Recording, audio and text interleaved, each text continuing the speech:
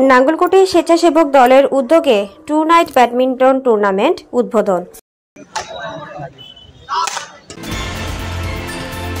আপনারা দেখছেন সিএসটিভি, আমরা জনতার কথা বলি।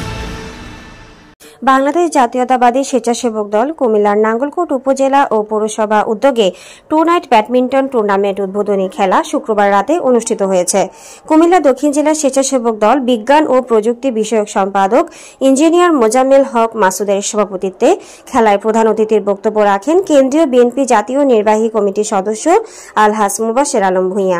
প্রধান বক্তা ছিলেন কেন্দ্রীয় স্বেচ্ছাসেবক দল সাবেক সদস্য মিজানুর রহমান মজুমদার। কুমিল্লা দক্ষিণ জেলা স্বেচ্ছাসেবক দল সহ জলবায়ু বিষয়ক সম্পাদক আব্দুর রহিম সুজনের সঞ্চালনায় অনুষ্ঠানে বিশেষ অতিথির বক্তব্য রাখেন কুমিল্লা দক্ষিণ জেলা যুবদল যুগ্ম আহ্বায়ক আবু ইউনুস হাসান মানিক, নাঙ্গলকোট উপজেলা যুবদল আহ্বায়ক মনিরুল ইসলাম মনির, সদস্য সচিব কামরুজ্জামান টিটু, যুগ্ম আহ্বায়ক আব্দুল মুমিন, পৌরসভা যুবদল আহ্বায়ক নুরুল আফজার সজল, সদস্য সচিব এনায়েতুল্লাহ কামাল, ব্যবসায়ী সেলিম মিয়াজি, মোস্তাক আহমেদ ভূঁইয়া, আয়ুব ভূঁইয়া, মিলন হোসেন, আর্মি আব্দুর রশিদ, পৌরসভা যুবদল যুগ্ম আহ্বায়ক কাউসার আলম লিটন, উপজেলা ছাত্রদল নেতা আলী হোসেন টিপু, মৌকড়া ইউনিয়ন ছাত্রদল সাবেক সাধারণ সম্পাদক সোহেল রানা প্রমুখ। আপনারা দেখছেন সিএসটিভি, আমরা জনতার কথা বলি।